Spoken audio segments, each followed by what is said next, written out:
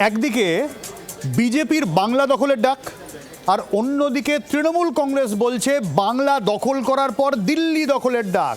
সবাই মিলে মানে বিজেপি বিরোধী সব দল মিলে। সব দল কি তৃণমূলের এই ডাকে সাড়া দেবে নাকি? কটাক্ষ করছে গেরুয়া শিবির।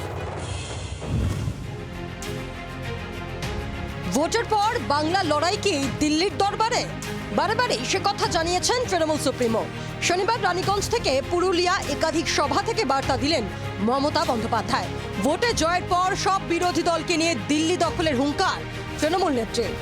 আমি আপনাদের কাছে অঙ্গীকার করে যাই, বাংলায় জিতে দিল্লি যাতে দখল করা যায় তার জন্য সবাইকে নিয়ে মাঠে নামবো। ভারতবর্ষের যত রাজনৈতিক দল আছে। মুখ্যমন্ত্রীর দিল্লি দখলের হুঙ্কারকে আমল দিতে রাজি নয় পদ্ম শিবির। তাদের কথায় এমন কথা রোজই বলেন তৃণমূল সুপ্রিমো। আর উনি তো প্রতিবারই দিল্লি দখল করতে যান। প্রতিবারই তৃণমূল কংগ্রেস প্রচার করে মমতা বন্দ্যোপাধ্যায় পরবর্তী প্রধানমন্ত্রী। আবার ভোট এর আগেই বলে দেয় যে সরকারের চাবিকাঠি থাকবে আমাদের হাতে, আর ভোটের পরে সব গল্প শেষ। 24 লোকসভা ভোটের আগে ইভিএম এ কারচুপির অভিযোগ আলোড়ন ফেলেছিল। এবার ইভিএম হ্যাকের আশঙ্কার কথা জানিয়ে সরব হন তৃণমূল সুপ্রিমো।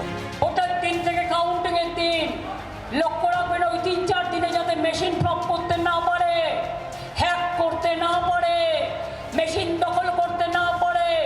কোনো মেশিন খারাপ হয়ে গেলে সেই মেশিনে ভোট অ্যালাউ করবেন না।